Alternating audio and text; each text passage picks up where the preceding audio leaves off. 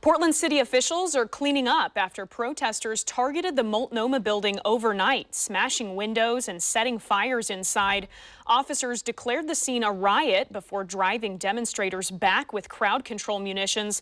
The PPB says one officer was hurt and 2 people were arrested. The sheriff and the county board chair are condemning the violence. Fox 12's Sarah HURWITZ joins us live now with their message. Sarah?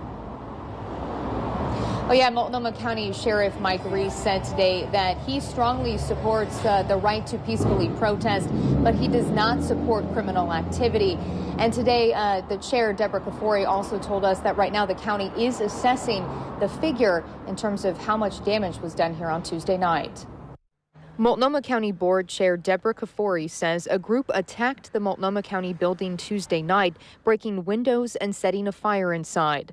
And according to Portland police, the group sprayed lighter fluid inside the building and threw in burning objects. Police say 2 people were arrested and an officer was hurt.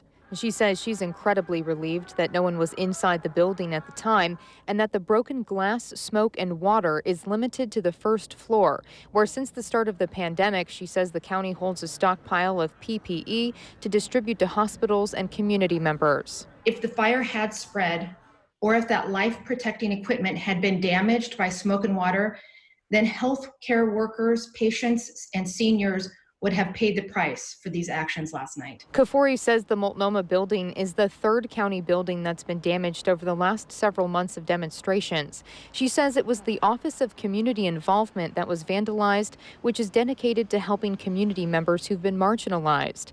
And Kafori says the Multnomah County Justice Center and the Central County Courthouse have incurred damage totaling more than $1.3 million.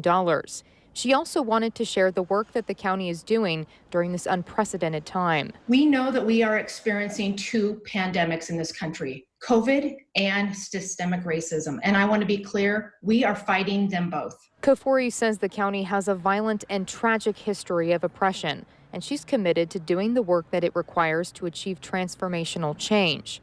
And Multnomah County Sheriff Mike Reese echoed that sentiment. Making transformational changes to our local criminal justice system is a top priority of mine, and we're working daily with our community partners, civic leaders, and service providers to provide and build a safe, equitable, and accountable public safety system. However, criminal activity under the guise of peaceful protests should never be tolerated. Reese said a line is crossed when peaceful protests become violent. The unprovoked actions by those who engaged in criminal behavior last night is reprehensible. The damage and destruction, profane and hate-filled graffiti, and setting fire to public buildings is simply violence. It serves no legitimate purpose. It does nothing to solve the problems and issues that our community is facing. And Portland Police Chief Chuck Lavelle also released a statement.